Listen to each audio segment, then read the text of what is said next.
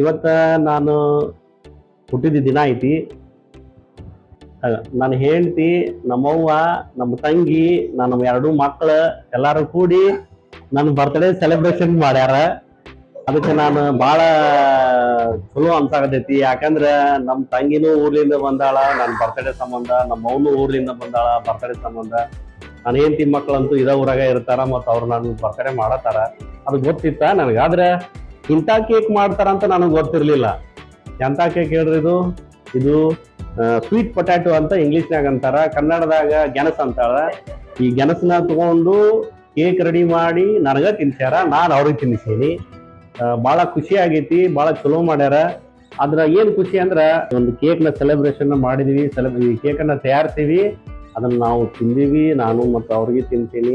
So ಎಲ್ಲರಿಗೂ ಚಲೋ ಅನ್ಸೈತಿ. ಈಗಿನ ದಿನಮಾನದೊಳಗಡೆ ಬೇಕರಿ ಐಟಮ್ಸ್ನ ತಿನ್ನೋದು ಭಾಳ ತೊಂದರೆ ಐತಿ. ಮನೆಯಲ್ಲೇನೆ ನಾವು ಸ್ವತಃ ತಯಾರಿಸಿ ತಿನ್ನುವಂಥ ಪದಾರ್ಥಗಳು ನಮಗೆ ಶ್ರೇಷ್ಠ ಆಗ್ತಾವು. ಅದರ ಜೊತೆಗೆ ನಮಗೆ ದೇಹಕ್ಕೆ ಅನುಕೂಲವಾಗಿರುವಂಥ ಪೌಷ್ಟಿಕತೆಗಳನ್ನು ಕೊಡ್ತಾವು. ಅದಕ್ಕೆ ನಾವು ಮನೆಯಲ್ಲೇನೆ ಆದಷ್ಟು ನಾವು ಮನೆಯಲ್ಲೇ ತಯಾರಿಸಿರುವಂಥ ಪದಾರ್ಥಗಳಿಂದ, ಅದರಿಂದ ತಯಾರಿಸಿರುವಂಥ ಆಹಾರಗಳಿಂದ ನಮ್ಮ ಬರ್ತ್ಡೇ ಸೆಲೆಬ್ರೇಷನ್ ಮಾಡಿ ತಿನ್ನೋದ್ರಿಂದ ನಮ್ಮೆಲ್ಲರಿಗೂ ಆರೋಗ್ಯ ವೃದ್ಧಿ ಆಕೈತಿ ಅನ್ನೋ ಭಾವನೆಯಿಂದ ಈ ಒಂದು ಕೇಕ್ನ ತಯಾರಿಸಿ ನಾವು ಇವತ್ತು ನನ್ನ ಬರ್ತ್ಡೇ ಸೆಲೆಬ್ರೇಷನ್ ಮಾಡೀವಿ.